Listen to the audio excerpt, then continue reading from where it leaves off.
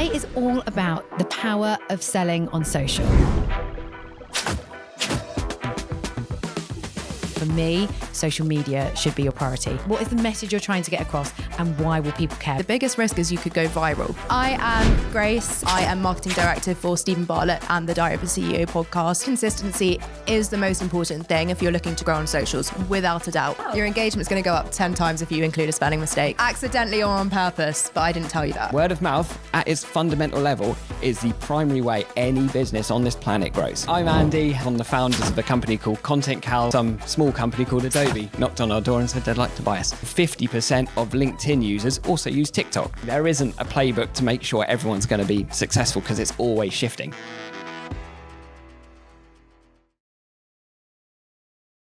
Today is all about the power of selling on social. And that is what we're going to really delve into. At Street, I have seen a huge change in us, I guess, predominantly leading our outreach via email, which I guess is probably still today, the main or a business critical channel that people use. But the world is changing and we have seen a huge increase in the power of selling using the social media channels that we go to market with. Now, we're generally B2B, but I know we've got a mixture of B2B and B2C in the room today. So we're going to talk about everything fairly broadly.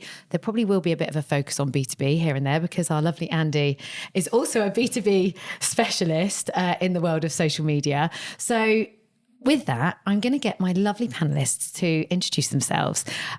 Grace, do you want to go first? Tell us, I think everyone knows what you do, but about you and your role. Of course. Thank you so much for having me. I am Grace. If you follow me on social media, I also go under the Social Climber, which is a name I'm working on figuring out how to move away from. But it was my digital kind of portfolio that I started to build up, was my kind of freelance platform that I then have now turned into a bit of a passion project. I get to do things like this full-time. I am marketing director for Stephen Bartlett and the Diary of a CEO podcast.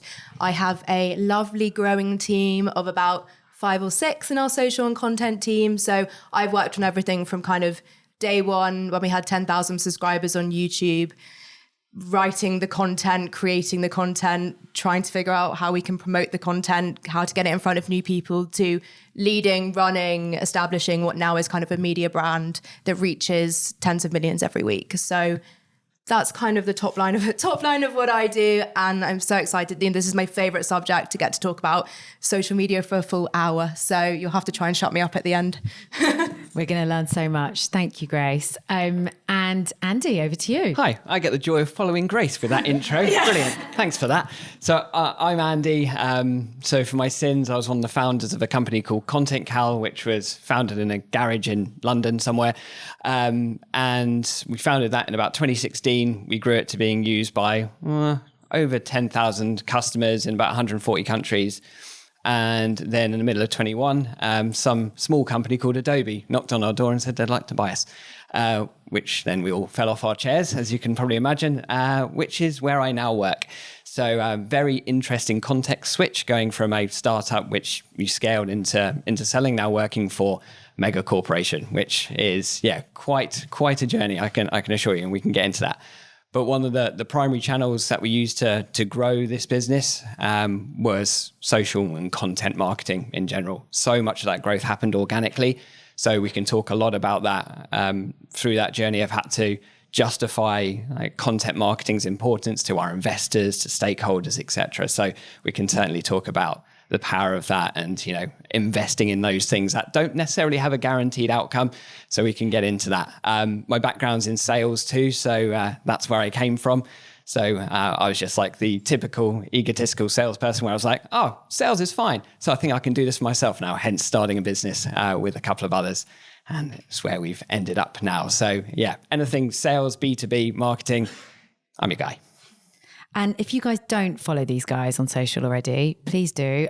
Honestly, I get so much value just from the posts that you both put out, the content that you put out, which I guess is a great starting point for everything we're going to talk about today, because essentially, what I really want to focus on is the importance of social media moving forward. And I think in the B2B world especially, we haven't really harnessed its power yet. Those that are growing, are doing brilliantly well. So I really want to give you guys the insights, the ideas, and the tactics, I guess, that you can be deploying within your business to help with your growth. And I do think there needs to be a big step change. So, as I said a moment ago, we have seen a huge change at Street in terms of how we lead outreach. And most of our clients are marketing agencies and or marketing tech companies. And we've seen a huge change in terms of how we build those engaged audiences and how we drive sales for the companies that we work for. So what I wanted to start with is, and actually, Andy, I'm going to come to you on this, is I guess how you start understanding, or how our lovely audience can start to think about not social media just as, a channel, but as a full go-to-market strategy. Yeah, I think that's a really interesting point, because it's typically the thing that I think I'll die on this hill, where social media is a business strategy, not a channel. Typically, social media ends up getting undervalued in so many businesses, most particularly B2B, because it ends up being, and I've been in these businesses in the past where it's like, oh, we've got something to promote. Can we chuck it out on social media too? And it just becomes like the additional thing that gets done, which means that social media marketers end up becoming like criminally undervalued as a discipline. I'm sure you can talk to that as well, Grace. But that's why, like, especially at the highest level within a business, I'm always talking about like, we need to shift our mindset, because the way that people use social has changed dramatically, and B2Bs in particular are behind the curve. It's the way that people make decisions now. Already 65% of the world's population log on to social media every single day. It's 4.6 billion people every day on social. And the way, we were talking about this just in the kind of green room earlier about like, I think it's your daughter finds everything through, doesn't search on Google, searches on TikTok. And it's not just like Generation X that does that, or Gen Z rather. This is across demographics now, and we're increasingly seeing the shift of business discovery, new products and services being discovered first on social as opposed to search. That doesn't mean Google search and the importance of paid ads has gone away. No, it's all about a balance. And you'll never find me saying this is dead and this is the only way it works. Everything in marketing and life is a balance. But ultimately, what we need to think about, certainly in like B2B and B2C context, is that social media is a business strategy. It's a way that people make decisions. It's a way you drive word of mouth. And word of mouth is the thing that breeds trust, and trust at its underpinning. This is the thing that underpins a brand. All a brand is trust at scale. It's a promise. And a brand is what other people say about you when you're not around. So that is why, like, every single business needs to be thinking about, how do we enable trust at scale? And from that, all marketing can be built off. That'd be my perspective. So true. I think, we come from, I guess, maybe marketing teams that used to have, our website was our home, right? And we would, use PPC, or, the go-to-market strategies were very, very different. Unfortunately, we're not changing, certainly in the B2B world, as quickly as we need to. I don't think PPC and your website should be your priority anymore. For me, social media should be your priority. I've got a question for you in the audience, which might backfire on me, but I'm going to ask it anyway. So based on exactly what Andy was just saying, can you please put your hand up if you bought your ticket today because you saw it on social media? So roughly 50% of you. And then the other 50%, I'm assuming via an email that maybe you got from me. Yeah, roughly. And actually less. So I think slightly more of the audience came through social media, which, here you go, you guys are evidence in yourself in the importance from my go-to-market strategy that social media should actually be one of your major priorities. Glad that worked, Katie. I know. That was slightly nerve-wracking, but I kind of had an idea, because, we do actually monitor our marketing and what's going on. So, kind of knew it wasn't going to fail. Grace, of course, you guys, to my mind, have grown because of your social media activity. You've got to the number one spot in terms of, best podcast in the UK. And I know you're now breaking America. Can you talk to me about how important your social media strategy has been in enabling that growth? I think in the specific context of having a podcast, you don't have that organic search engine system. So unless someone's telling you offline, you've got to go and listen to this or sending you a WhatsApp message, it's very limited in terms of expanding that reach. So for us, it's how do you get in front of new eyes? And as Andy said, you've got billions of people every day logging into social media. How do we do it at kind of the lowest cost for the biggest return? And for us, it's a no-brainer to lean into the current trends, short form video, and do it really, really well in a way that's not just copying and pasting per platform, but is dedicating and tailoring your content to your different audiences on your different channels and reaching them via socials. And we were talking about it before this. We have a whole podcast show audience, because we see our podcast as a show, that watch via social media. So they're not in the numbers, they're not in the downloads, they're not in the data, but we know we're reaching millions a week via socials. We'll often meet people and go, oh, I love watching your show on TikTok. And we're like, oh, that's interesting, because it's actually not on, we show clips, but that's missing all the context. But that is how some people consume their content. So we want to try and reach as many people as possible. We have to go to where they are, which is, I'm sure, something we'll talk about when we talk about your platform choices and your channel choices. But if you're thinking about growth, your audience needs to be at the forefront of every decision you're creating, every post you're creating, every concept or strategy you're nurturing and you're creating. Your audience needs to be at the very, very forefront of those decisions. So for us, it's a no-brainer. How do we get in front of our audience? We go to where they are. We, research and understand very, very deeply through lots of analytical tools where our audience live, and then we go to them and we create content for them with them at the front of our mind. So, for example, this morning we brought out an episode with Ashley Walters on the podcast, who is one of the main characters in Top Boy. He's very kind of prolific in the urban culture community, rap community, music community. So we created content with them in mind. It's very tailored and it's very specific. And that kind of goes for anything. If you're an e-commerce brand, if you're a service brand, if you're a service provider, and you're trying to reach that community, not sell to them, reach them, very different things, then you need to be thinking about how you're creating content and where you're creating content that you can speak to them directly. Because often, as Andy was saying, people go, oh, can you just chuck that on socials? Can you get that out on socials? We've got an event. Can you get it out on socials? Like, what does that even mean? How about we think about with the social first strategy and try and reach our audience directly by tailoring and nurturing our content to speak directly to them? So there's a difference, but I think we'll delve into it a bit more. Yeah, I mean, that's a great place for us to start. So strategically, like we said, and I see this from my clients all the time, sadly, is, people want to send out their case studies. They want to tell you, as businesses, we want to tell our audience how brilliant we are. But there's this massive step before that I think most businesses are missing. And that is that value exchange piece. What problem, especially in the B2B world, what problem are you solving? Well, same in B2C world. Most products or services that you're offering in B2C are going to be, solving a problem, because that's why people want to buy the product or service that you're selling. So what is the problem? What is the value that you provide as a business? And that, to me, should be your biggest stream of content. Yes, it's important to, share case studies and testimonials and what you do later down the line.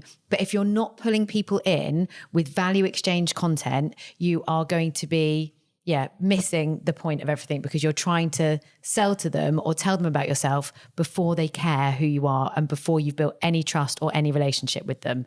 So on that point, I mean, I know both of you are going to want to talk about this, but I am going to come to you first, Andy. Of course, you have worked on strategies like this for your clients for many, many years, still doing it today. In terms of developing that value exchange, how can our audience go about making sure they understand what their audience want to hear from them? Yeah, I love this question. I think I've had a bit of a unfair advantage given the background that I've come from. So coming from sales is basically just marketing on one-on-one. So when you have those one-to-one dialogues with customers, like any sales conversation, you get to truly understand their pains. That's your number one job, to basically be like an investigator, to try and ask really detailed questions to really understand where those friction points, pains, etc. are. And now roll the clock forward 10 years or so and working in product at one of the world's best technology companies, the way that product teams operate in a company like Adobe is just unbelievable. The amount of like fidelity they go into to understand in depth what the customer needs, those friction points, those pain points, those struggles. And it's not always just like, oh, someone needs a feature, let's go do that. It's much more deep. It's much deeper than that. So if anyone wants to go into this in a bit more depth, like one of the best frameworks of understanding what causes people to buy is called jobs to be done. This framework, very common in product.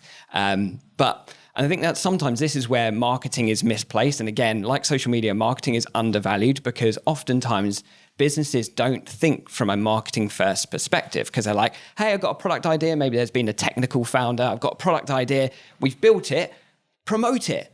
That is entirely the wrong way to build a business. We were very fortunate in the fact that I'd come from a sales background and our CEO was a marketer too.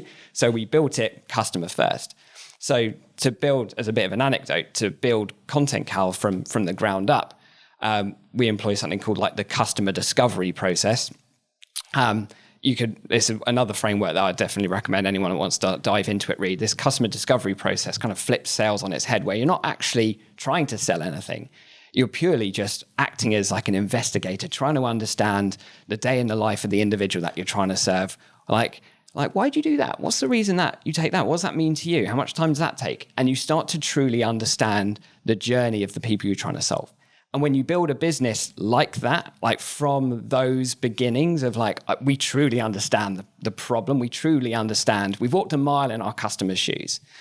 And in fact, like I spent more time doing social media strategy because we built a business that did, or a product that did social media strategy for people or help them do it. I was like, I need to walk a mile in their shoes. So I need to build a social media strategy. I need to work in an Excel and build a content calendar on Excel and realize the pain.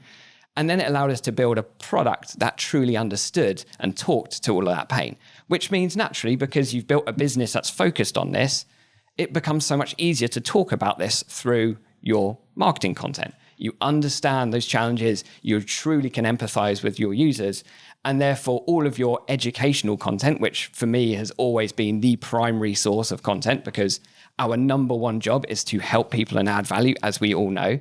So this is why it's always a challenge for marketers when you're dealing with a business that doesn't understand marketing at the core level. Sorry for like a long description on this, but I think it's just super important when we understand at the core and start to challenge the leadership of the business to go, do we really know the problems that we're solving for users? Do we really know why we're building and shipping these features? Do we really know what we're doing this for?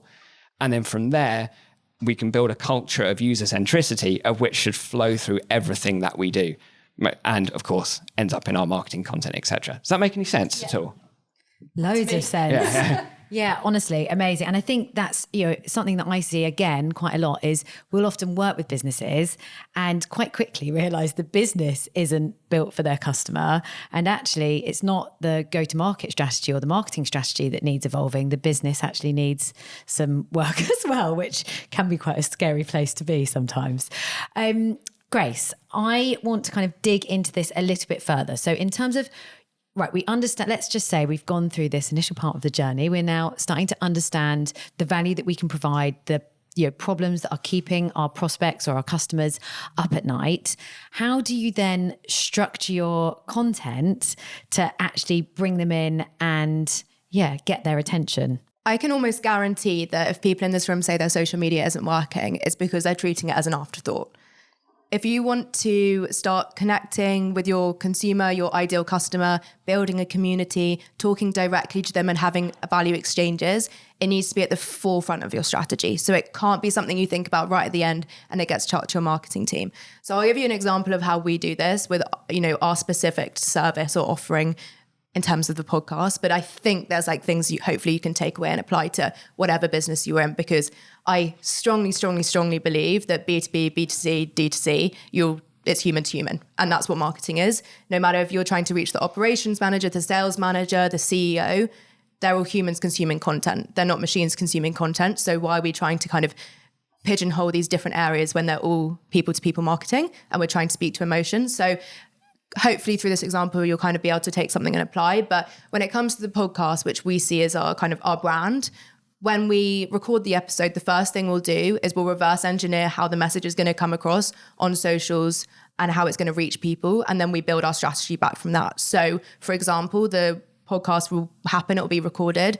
Immediately after, there'll be a brainstorm and a debrief deciding on what the title is going to be. Because unless you know the title, we can't create the trailer, the messaging, the copy, the email marketing, the content that's going to go out. And it all needs to come from that kind of holistic point of view where you're seeing it all as all the channels all underneath you, and you've got to come from this starting point that's all going to be aligned. And then what we'll do is we'll look at kind of dive into our audience for that guest. So Ashley Walters, kind of grime, urban culture, media, TV. We'll go, where do they live? Okay, audience, focus. Where are they going to be? Then you choose your channels, and it's not going to be the same channels for every time you promote a product. Maybe you're on Instagram, TikTok, LinkedIn, and then your other channels, your traditional marketing channels, your email marketing, your website, your digital, your paid. Not every single launch is going to live on every single channel because it doesn't make sense. So you need to really kind of look at your audience, who you're trying to speak to, what's the piece of content, marry it up, and then create content that speaks directly to those people. That in a way that's not telling them something or showing them something, but to add to what Katie said, in a way that's problem solving, in a value exchange, or in a way that makes them feel something or demonstrates how they're going to feel once they've consumed the product or the service or the thing you're trying to sell. Because people buy feelings and into emotions and connection. We don't like to buy things. We don't like to be sold to. You know, how often are you scrolling through social media, you see an ad and it's literally like repellent and you like can't get rid of, you're like trying to find the exit button. Like, how do I get rid of this? When we like on Netflix and or when they on YouTube and an ad comes up, it's like, how quickly can I get rid of this thing? So we need to reverse engineer how we think about ads, and we need to speak to their emotions and their feelings and create connection in order to get through to these people, because they are trying to exit your ads and your sales posts as quickly as humanly possible. And that's probably why you think your social media isn't working, because we're trying to sell rather than create emotion and create connection. Such a good point. And again, something that we have probably all seen happen time and time again is, and I've sat with marketing teams and probably been, responsible for leading this myself, many years ago, is spending so much time, especially when you're a creative or a, digital agency that puts out really beautiful work. You spend all this time, worrying about the designing this beautiful newsletter or advert that's totally branded. I can tell you now, it is a waste of time until you've got that engaged audience and they care who your brand is or they care about your business. It needs to be human first. It performs so much better. For instance, I mean, this isn't social, but plain text emails coming from a person perform better than designed emails by 10 times. And the same rules apply when it comes to your social media. So if the posts that I put out from myself on LinkedIn, for example, perform 40 or 50 times better than the ones that we put out from Street Agency. The less designed those posts are, the more real the content is, the more human the content is, the better it performs. People don't want to hear from a marketing team. They want to hear from a person. They don't want to feel like they're being sold to. Yes, if you're B2B, you're a business trying to attract work from another business, but you are a human trying to engage with another human. So I think there's one thing that you can take from today. That is the first thing. Please stop worrying about everything looking polished and designed. Done is better than perfect. And actually, I was talking to someone about this the other day, almost making mistakes in your marketing is good. Like if there's a spelling mistake, it's not actually the end of the world. Your engagement's going to go up 10 times if you include a spelling mistake. Accidentally or on purpose, but I didn't tell you that. Yeah. But it's so true because it looks real. People want real. They don't want to feel like everything is, we will talk about this, but being created by ChatGPT and is fake. Like it needs to be real. So I think that is a hugely important thing in any kind of go-to-market strategy. Make sure your content is real.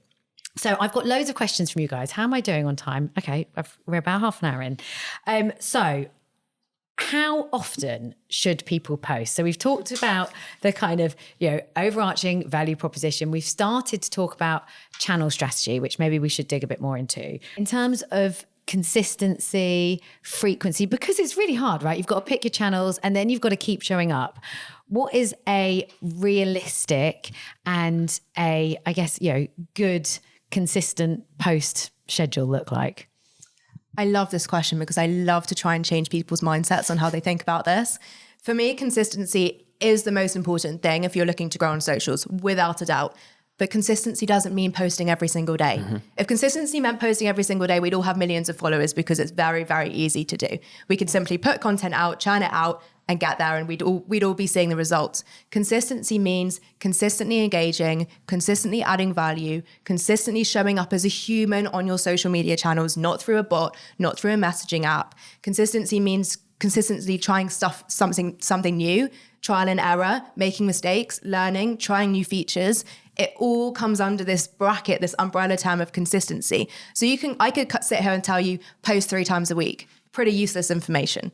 You post 3 times a week and you don't analyze it, useless. You post 3 times a week and it's not serving your specific audience, you're not trying something new, useless. So I want you to think about consistency as consistently experimenting, consistently trying new things and consistently trying new features, because that is the way you're going to grow. If you're just going to be consistent, we could probably sit here in a year's time and you're probably going to have the same problems. You're going to be sitting in this kind of the same situation. In fact, your channels are probably shrinking because although your followers or your audience is staying the same, your engagement is probably dropping.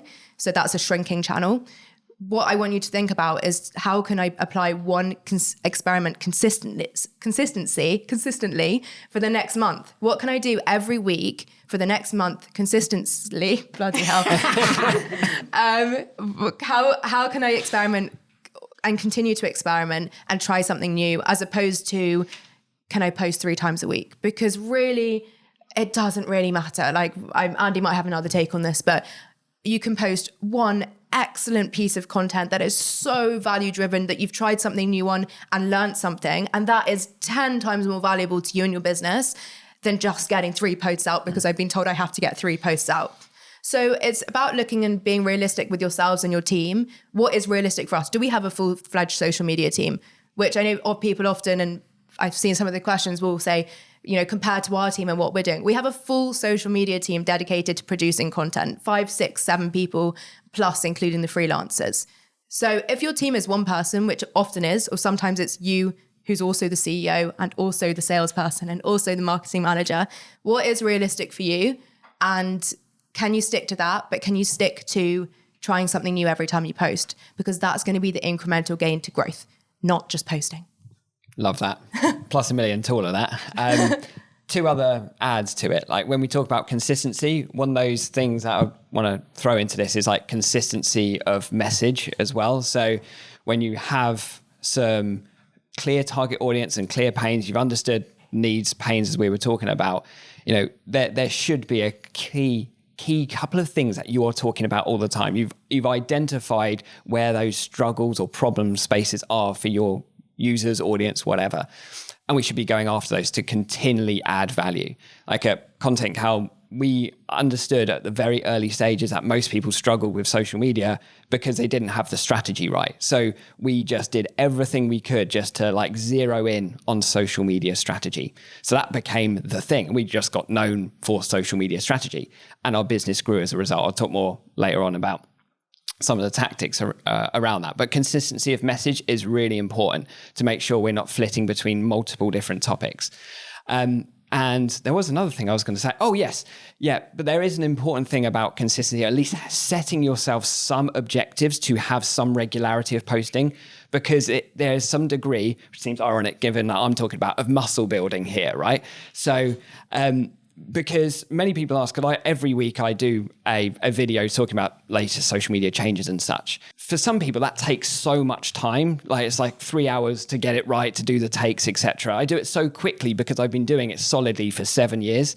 It just becomes like habitual. So forcing yourself into some form of posting cadence, frequency is so, so important, just so that you just get in the habit of doing it. Everything else, like Grace said, I can't add to because it's perfect. I think that's such an important point to be said that I may have like misconstrued when I was set with my point, because I think what Andy's alluding to there is creating a sense of reliability so that you become the authority in your space. So people expect you to show up and it becomes part of their routine. So I know when Andy's going to post his weekly social media updates, and I will go and find them on LinkedIn because they're part of my routine and they're part of me staying ahead. And that's a really, really important thing. How can you create a consistent routine or strategy that really gets into your ideal customer's routine and interrupts their day, and they start to expect it, and then they talk about you offline and online. That's a really important point.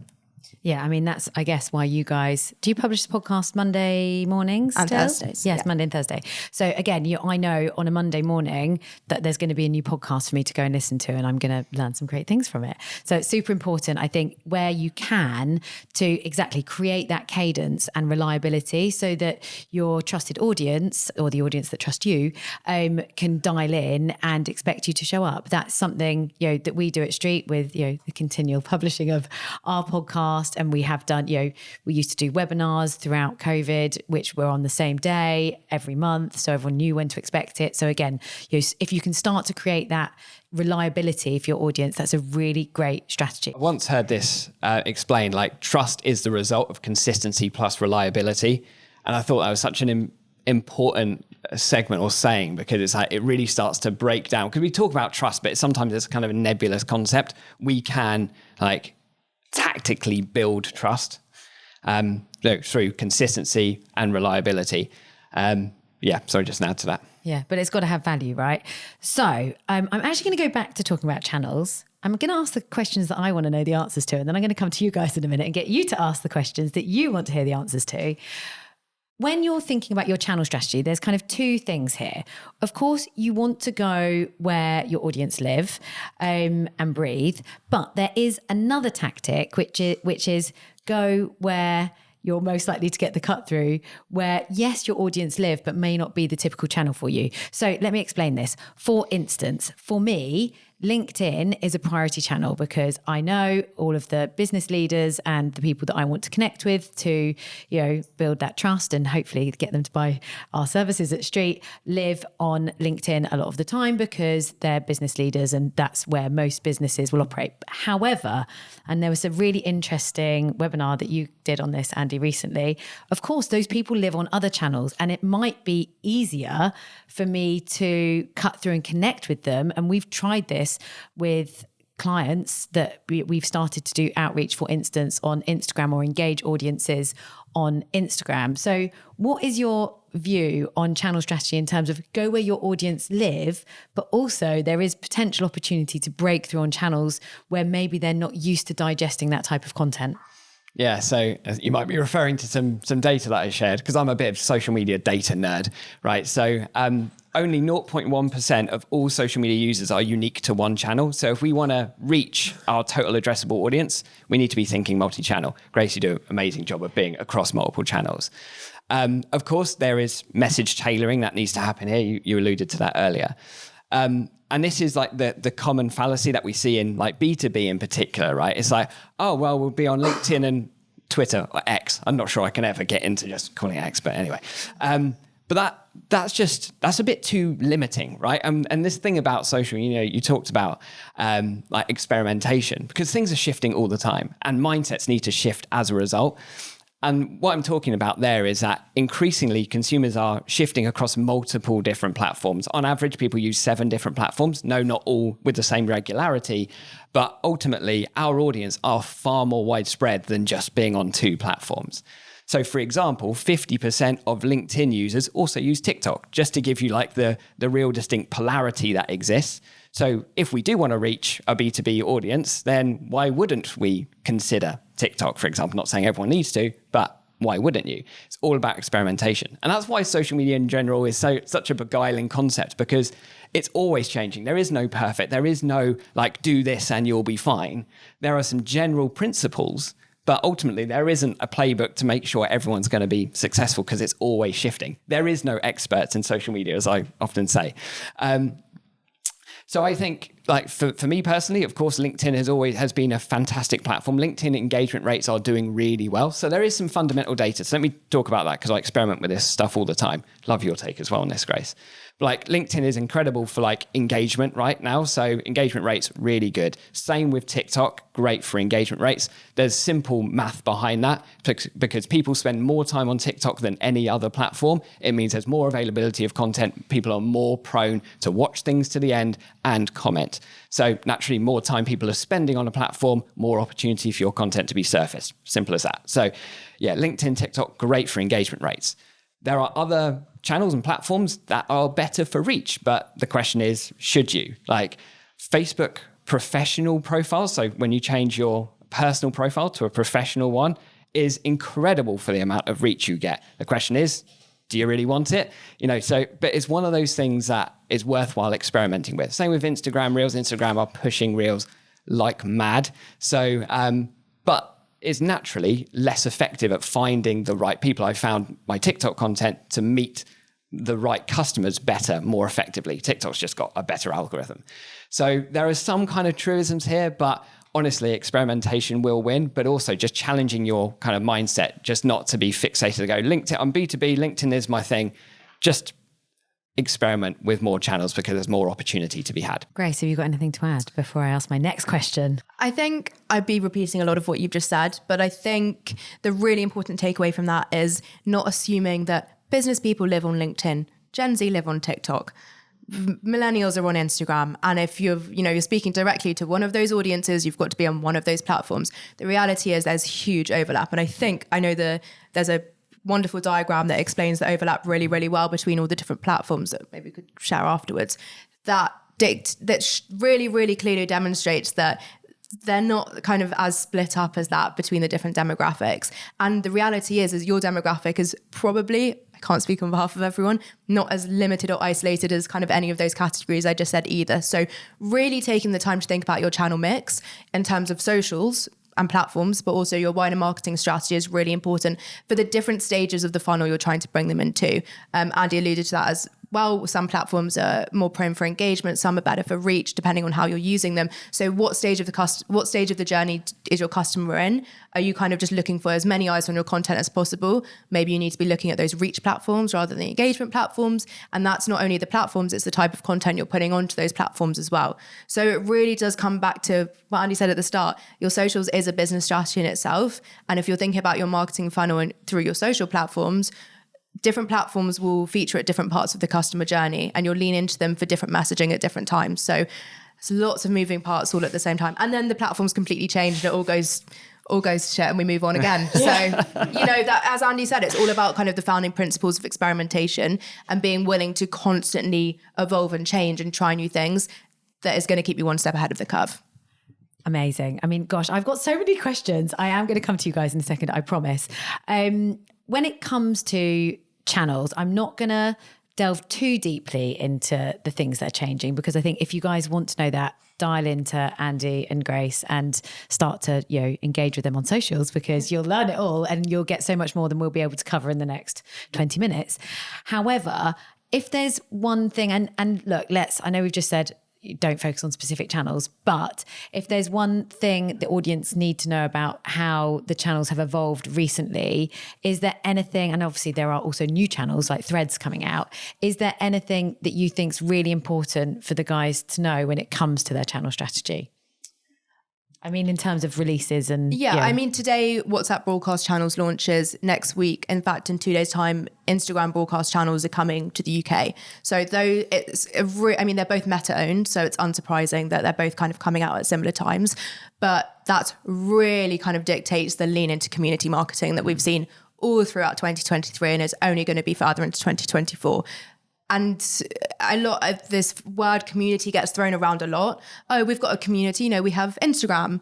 You have an audience. Until you're creating a space for those people to belong and creating a value exchange so they can contribute as much as you're contributing and it becomes a conversation, then you start to have a community.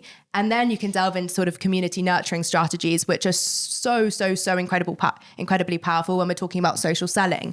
So that is a really kind of big hot trend we're seeing at the moment. Obviously, there's all the AI wonderful bits and pieces that are going on, but when multiple platforms are bringing out similar features, you can kind of start to see the way they're thinking in terms of what they're going to prioritize. And it's also worth noting that, yes, these new features and these new things happen all the time, but they are really important because the platforms want you to use them, so they push them more. So that's what happens with, as soon as a new feature comes out, that's why people start kind of creating loads of content in that feature, because algorithmically it's starting to be shown to way more people because they want early adoption, et cetera, et cetera. That's kind of how the algorithm works. So it's always worth just kind of keeping one eye on what's coming and seeing how you can give it a go with your brand. It might not be right. Not every feature is going to be right for every single personal brand, but just taking a look and saying, maybe it's not you creating a community, but maybe you're going to keep an eye on the broadcast channels launching today and see if there are some relevant communities for you to join that you can start connecting with people in. Maybe it's that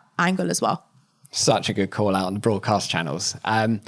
There's a couple of other things I'll add to that, but like calling out broadcast channels is such a good one because it leans into a trend we're seeing across social, which is people are sharing less in the feed. They're sharing more privately and more willing to communicate and converse privately. So broadcast channels leans in to that notion, and also means like this whole point. I'm surprised we've managed 45 minutes without talking about community, because the thing that I will always stand by is like what other people say about you is more important than what you say about yourself. And we overvalue the stuff we put in our feed and undervalue what other people are saying about us. At Content Cal, we had like 20,000 followers across all our channels. It's kind of embarrassing. But what wasn't embarrassing is that we had 1 million impressions every single month because of people talking about us, because we invested so heavily in communities, in micro influencers, everything to drive word of mouth. Because word of mouth at its fundamental level is the primary way any business on this planet grows. That's it, like irrespective. And that's why social media I love, because it's the best way for word of mouth to spread. Anyway, so that's why broadcast channels is so great. Create a two-way dialogue, build trust. You won't build trust in a quicker way than having that value exchange, that one-on-one conversation. Other couple of things of note of changing. LinkedIn have changed their algorithm recently, but for a positive reason, and it's actually really good. So now LinkedIn lost their way a little bit, and it became a little bit too much like Facebook, as many people would say, right? Because we'd see far too much kind of personal content or trending content, viral content in our feed. LinkedIn have pivoted that again, where it's much more related to your followers will see more of your content, which is good. So it means follower growth gets more important again on LinkedIn. But the other piece that's really important and talks to the consistency point earlier is that your content will go further the more people around your niche that comment on it. So it's not just comments for comment's sake, because they're trying to combat all like the comment pods of like, hey, great stuff, great content, get rid of all of that, where you actually want meaningful dialogue in the comments. So encouraging participation in your content has never been more important. And then another thing that is a trend, Grace, you alluded to the fact that, you can see some typical patterns in platforms. Like collabs is becoming a big thing, right? So collabs on Instagram, for example, allows you to essentially co-post with multiple other people. So this is why like things like this, I did all the time at Content Cal, right? You're a guest on one of our webinars, which is one of our most popular ever. And it gives such an incredible one. It gives amazing halo effect to a brand to have someone like Grace talk about you and others. And Stephen was on a previous webinar as well. I think that one probably did a bit better than mine. It might have done, but either way, like all of that is one, it's an amazing halo effect to a brand. And then two, it means that all of these individuals will post about it. You'd share the webinar, etc. So it builds word of mouth. So doing collabs on Instagram allows us to cross-post with multiple people. So if we all did that, we should have probably done this ahead of this. But essentially, it goes in. The one post goes in 3 people's feeds. So if I tag Grace and Katie in a collab Insta post, so tripled our reach. We're now using other people's audiences to drive growth. So it might seem like hijacking a little bit, but that is the beauty of social. When you understand the network effects, you realize that what I put in my feed, it matters a bit, not as much as to what everyone else says about you and all of the people that you can work with to drive growth. Oh my gosh, guys, thank you. It's so true though. And actually the collab thing is, you used to be able to collaborate with one person until last month or now two? It's 3. Yeah, so now you can collaborate with a lot more people. So again, as Grace just said, that's something new. They're going to be pushing it. Do it more because it's going to really help you grow your reach. So I just want to map in on communities before we move on to the next stage. Because before you start a community, I think it's really important to make sure that you have done the audience and pulled them in first. So, I don't want everyone to go away and think, I need to start a community. Yes, you probably do need to start building your community. And there's going to be huge benefit in that. But before you do that, you need to pull them in with that valuable content. You've got to do the audience piece first and then develop the community. And I can tell you now, we've done this for client campaigns, and I'm really starting to think about how we implement this at Street, especially for our lovely listeners of the podcast, is if you can, once you've built that audience, if you can create a community, not only, everything that Andy and Grace have just mentioned, but also they start to create your content for you. So if I, build a community after today's event, for instance, set up wherever we may set it up on the right, in the right channel, in somewhere that hopefully you guys can all access really easily, then you guys are going to be talking to each other, sharing insights, sharing tips. You're going to become part of my content strategy without me even having to do anything, because you're all brilliant and you've got your own insights and ideas.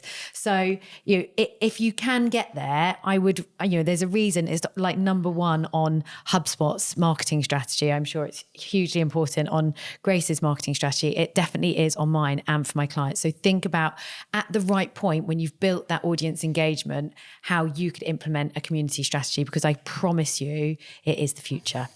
Now, we've had loads and loads of amazing questions. In a moment, the lovely Nicola, sat over here, who heads up the strategy team at Street, is going to start passing the mic round. Because I know everyone always gets really nervous about putting their hand up and asking questions, I did ask you all to submit questions. And actually, I've had the most amount of questions I have ever had for any event that I've ever done, not just for Street, but also for our clients. And I wanted to pick out one fantastic question. And I'm not sure if Sam is here. Sam Morgan-Smith from Circle. There we go. Oh, here we go. Hi, Sam. I thought it might be you, actually.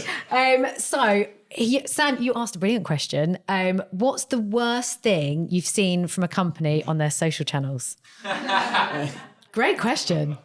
I mean, there's been loads of kind of funny and humorous mistakes, but there's something I saw recently, which I think is going to lead into like a really important point for brands, no matter what industry you're in. So recently we obviously had the escapee from Wandsworth prison, Daniel, I can't remember his surname, it's obviously gone past my head, escaped from the prison, everyone's searching, all the media's going crazy. You have Wandsworth, Wandsworth prison, Wandsworth Police, Islington Police, all these boroughs in London have their own Twitter X accounts. So they communicate directly to their local community. They talk about kind of things that are happening, warnings in place. They took a very interesting approach to the escapee from Wandsworth prison. So Wandsworth put out a tweet saying, "Really sorry guys about all the added noise, loads of helicopters going around right now, bear with us." Islington, or I think this might be the other way around, but Islington replied going, "You okay, hun?"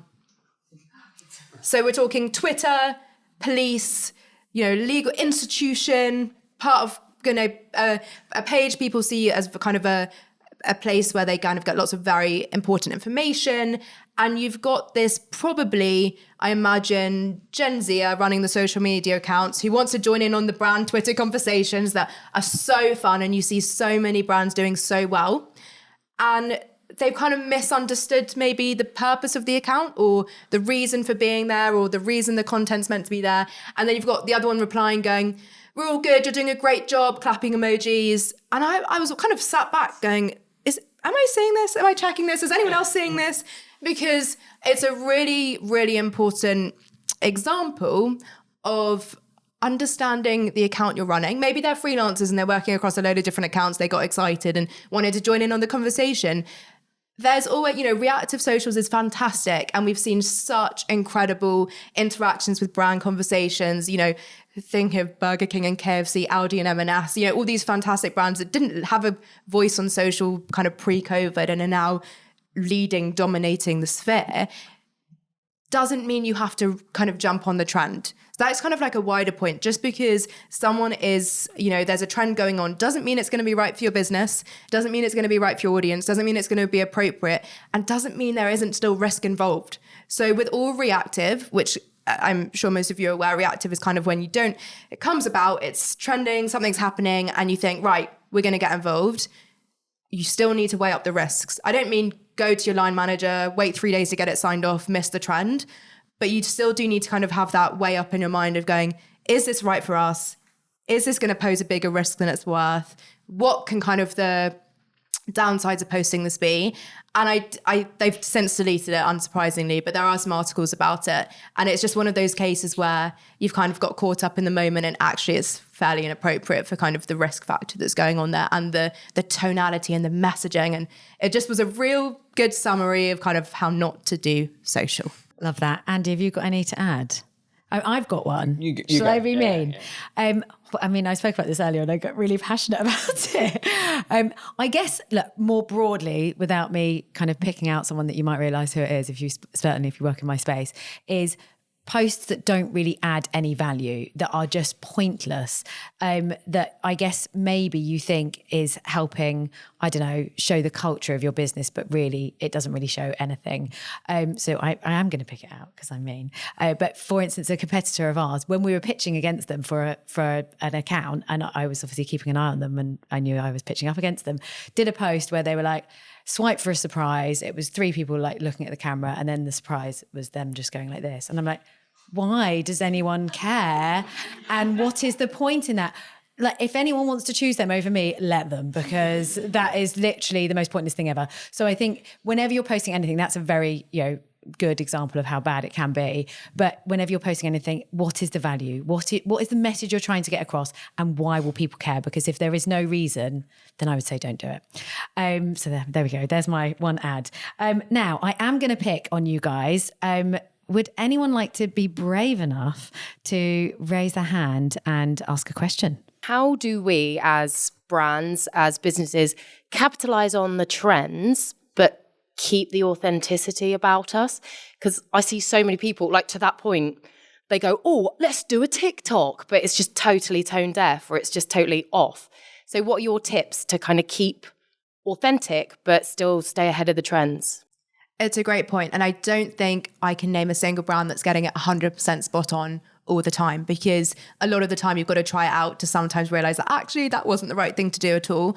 But I see it as kind of like a Venn diagram, or like a evolving Venn diagram. You've got kind of the authenticity, brand messaging, what we're trying to get across, our points, and then you've got kind of the trends, and they're coming at the speed of light, right? Trends are coming 100 a day, all over the place. You see them coming and rising and evolving, and you're like, do we jump on this wave? Do we not? And I think you've just got to kind of weigh up as quickly as you possibly can the pros and the cons, and see if there's enough overlap between what you're going to try and create and the trend, and making sure it makes sense. And it's probably kind of a case of just figuring out your mix. Like, there's not going to be one right answer for anyone in this room. It's just a case of, are we forcing this? Or did you see the trend and think, oh my God, that's so perfect for our industry? And it's usually probably more of a gut feeling. There's not going to be any data or stats that you're going to be able to look at and go, well, we did this last time and we did this. It's going to be much more of a natural gut reaction. And I think it's a case of give it a go, and give it a go every so often, and you'll start to kind of see if it's something that resonates with your audience in general. The risk to jumping on trends as brands, probably, I mean, there's loads of, things that are great about it, but probably the biggest risk is, and this might sound weird, but the biggest risk is you could go viral.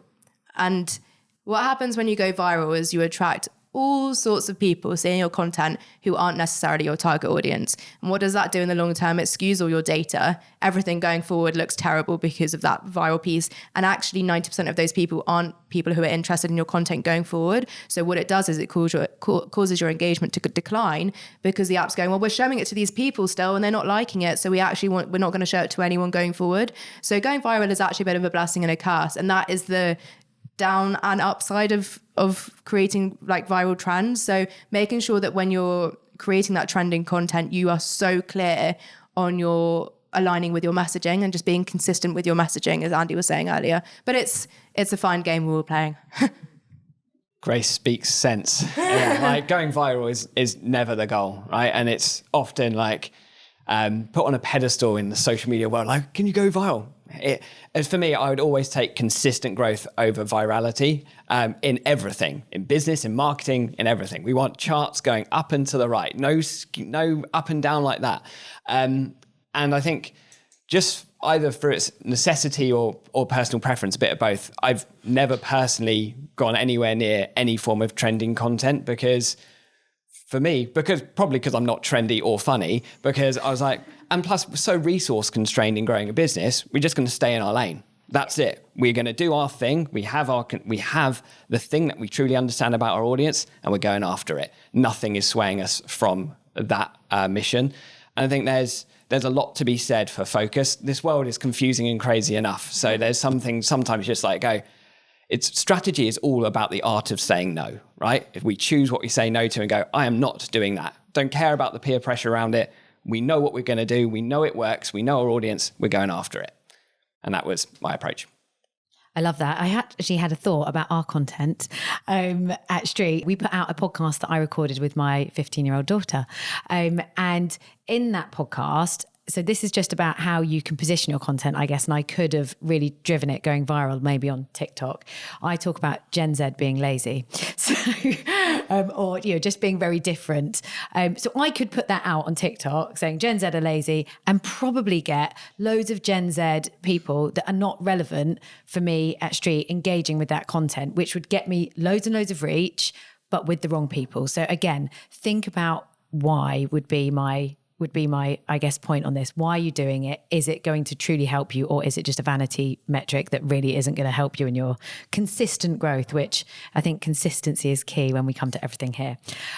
Is anyone else brave enough to put their hand up and ask a question? So I recently moved from being a sole marketer into a marketing team of about 12, and the team has always been based around emails. And there's kind of a bit of a focus, a bit of a talk of, we should be doing more on social. But no real person or group of us owning that. So how do you sort of change the attitude of a team to start thinking in that social first way? Right, we'll have where to start. Hello, by the way. Yes, so number one, I would be starting with any stakeholders that have any form of control over this and deciding power over the teams, whether it depends how high you need to go up. And it's a great chance for, I don't know if it's you personally or you as your team, to kind of raise your own awareness and raise your leadership team's awareness of the opportunity here. And I'll be talking about, like, the things that, if I was in your shoes, I'd be talking about is the importance of something called share of voice, which anyone working in PR will understand that intrinsically.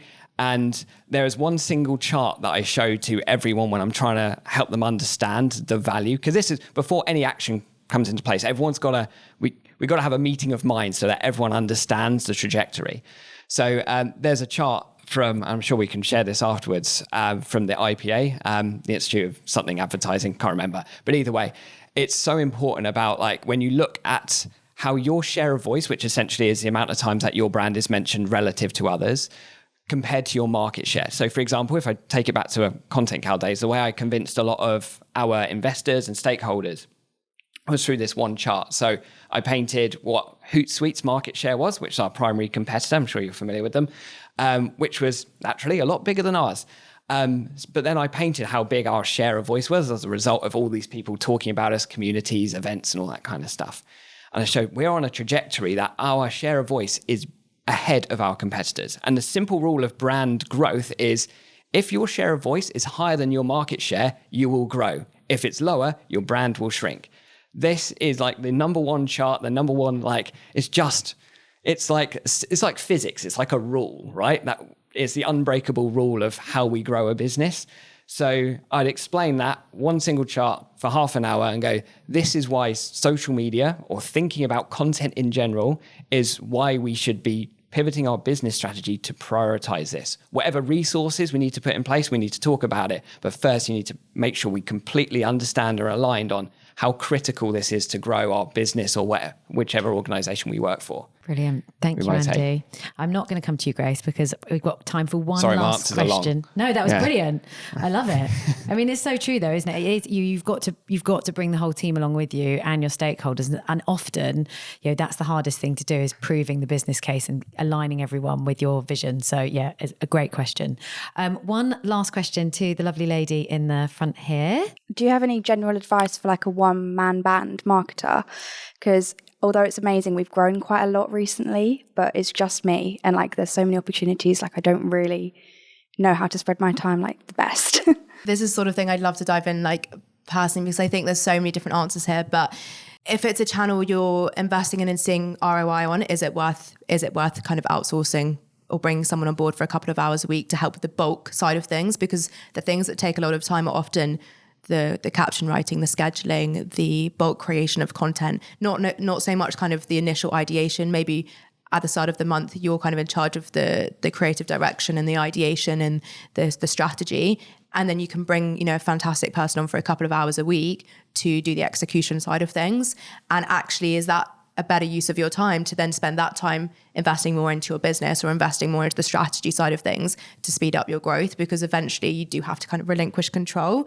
Otherwise, I think you will only kind of reach a ceiling and then we won't be able to go any further, because when we're talking about marketing and expansion and reaching new people, there is only so far you can go as a kind of a single person. So I would kind of start to look at those outsourcing options. That doesn't necessarily, might mean going to a lovely agency. It might mean kind of bringing a freelancer in-house. It might mean having someone kind of work alongside you for a couple of days a week, an internship, whatever it is, because it's really kind of lovely and easy to bring someone up who's really passionate and interested in that space. And it's a lovely opportunity to do so. If you don't have that kind of opportunity right now or that kind of space to invest, as Andy was kind of saying earlier, just really, really, really focus on the things that are going really well for you and just double down on them. Forget about the noise, forget about the trends, forget about what everyone else is doing, and stay, and it kind of sounds controversial, but like stay in your lane. If you know where you're going and why you're going and where your audience are, double down on what you're doing and try and churn out more experiments rather than more content so you can figure out the learnings even more quickly. Andy, do you have anything? The one thing I was going to add is also, as well as, you know, looking at the resource that you could help pull in, is using tools, which we haven't talked about. Yeah. I can't believe we haven't talked about tools. And, you know, ChatGPT, AI, there is so many scheduling tools. Like Andy could probably tell you a lot about how Adobe could help you. So there's so many tools out there, and maybe off the back of today's event, I will practice what I preach, because I do always like to do that, and set up some kind of community group. Team are going to be going, no, Katie, not another thing we have to do. But you guys could be our first members, where we can share some more of these insights, maybe share some more of the tools and the things that we probably didn't get to today. That was actually such a traditional answer from me, to be like, look at other people. I love people. Yeah, but in actual fact, we're using a million tools every single day as well. So that is a really important point. But it's both. You need everything. That's the whole point here. You do need everything. So there's a lot to consider. Guys, a big thank you to everyone in the audience who's joined us today and participated in making this event so amazing and hopefully so thought-provoking. Can we all just say a huge thank you to the fantastic Grace and Andy and give them a wonderful round of applause?